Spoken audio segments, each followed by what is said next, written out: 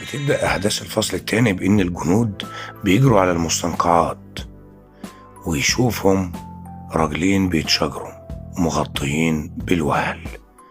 الجنود سلكوهم من بعض، وفي ضوء الكشافات اللي شايلها الجنود أنا شفت الراجل اللي أنا ساعدته.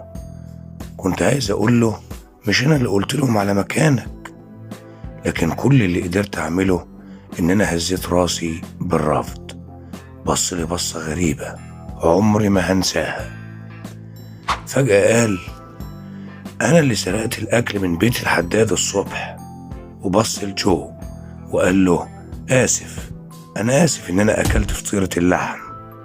جو رد عليه وقال ولا يهمك، المهم إن أنت ما تكونش جعان. بعدين الجنود أخدوه إلى سفينة السجناء وكانت سوداء، ثم اختفى في الظلام. A year after.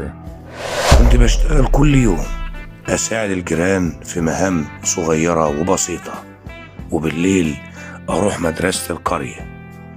معلمتي كانت ست عجوزة، وكانت دايما بتنام وتسيب حفيدتها بيدي توريني إزاي أقرأ أو أكتب.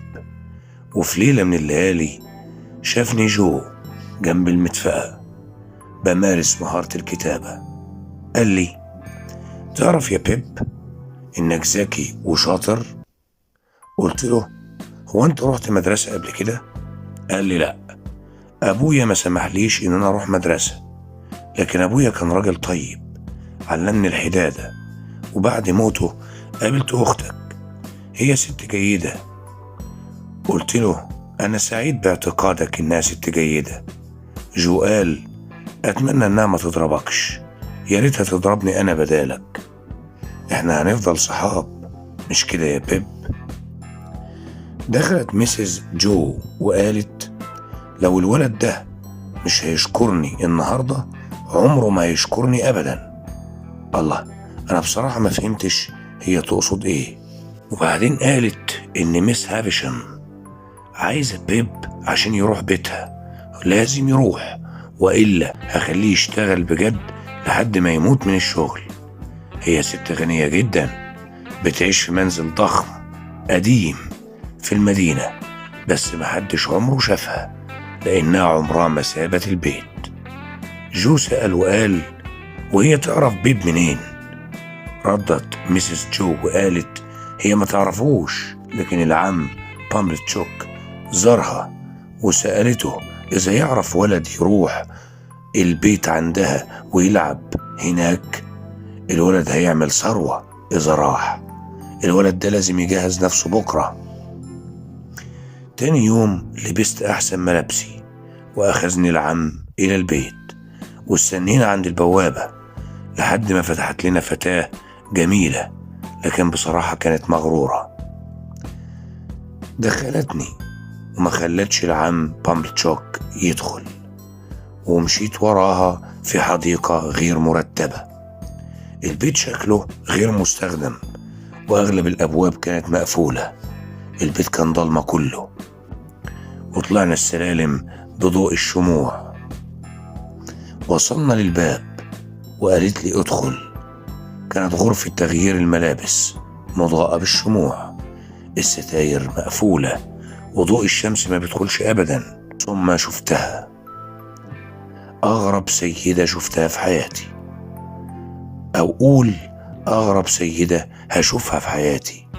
لابسة أبيض، فستان أبيض بحجاب أبيض طويل وورد في شعرها، لكن شعرها كان أبيض والورد ميت. حتى الفستان الأبيض بقى أصفر من الزمن. عروسة في فستان فرح، لكن كل شيء حواليها قديم وحزين. الساعة واقفة على 9 إلا تلت. شاورت على قلبها وقالت لي تعرف أنا عندي إيه؟ قلت لها قلب. قالت لي قلب مكسور، أنا مرهقة وشعرة بالملل، العب. قلت لها معرفش ألعب لوحدي. قالت لي نادي على استيلا. دخلت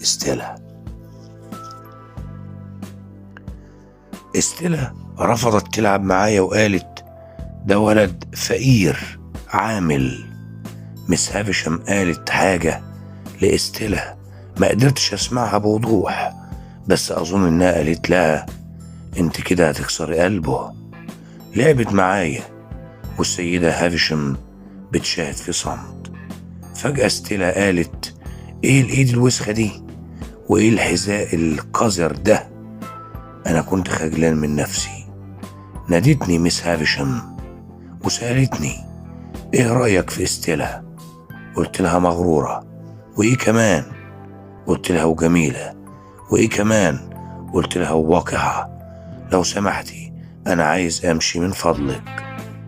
طلبت مني مس هافشم ان انا اجي بعد 6 ايام. وقبل ما امشي ستيلا اعطتني اكل وشرب، بس بصراحة ما اديتهمش في ايدي، حطيتهم على الارض. سالت الدموع على عيني. ابتسمت البنت. رجعت البيت مجروح وشاعر بالخجل من حياتي البسيطة. لقيت اختي والعم منتظرين يعرفوا ايه اللي حصل. ما كنتش عايز اقول الحقيقة، لكن لما بقيت انا وجو وحدينا حكيت له كل شيء. قلت له قالت لي ان انت شخص بيئة كامن. جو قال لي كن سعيد بمكانتك في الحياة وارضى، بس ما قدرتش انسى اللي حصل. عرفت وحسيت ان اللي حصل هو بداية شيء هيغير حياتي.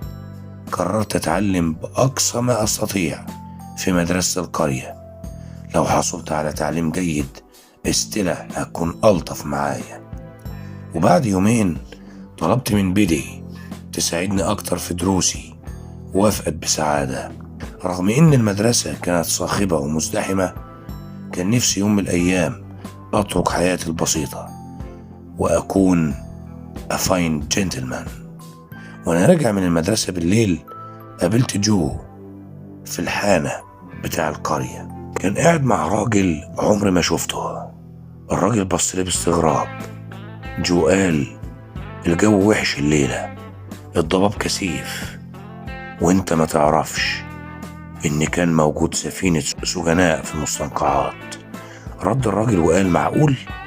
انا ما اعرفش المنطقة دي، بس هي شكلها منعزلة وحتة مقطوعة محدش بيروحها. جو قال هي دايما منعزلة. الراجل قال وهل لقوا حد من المتهمين؟ بدأت أشعر إن أنا مش مستريح للراجل ده، وبدأ الراجل يقلب الشاي بتاعه باستخدام المبرد اللي أنا كنت سرقته من ورشة جو وأعطيته للمتهم، بس جو ما لاحظش.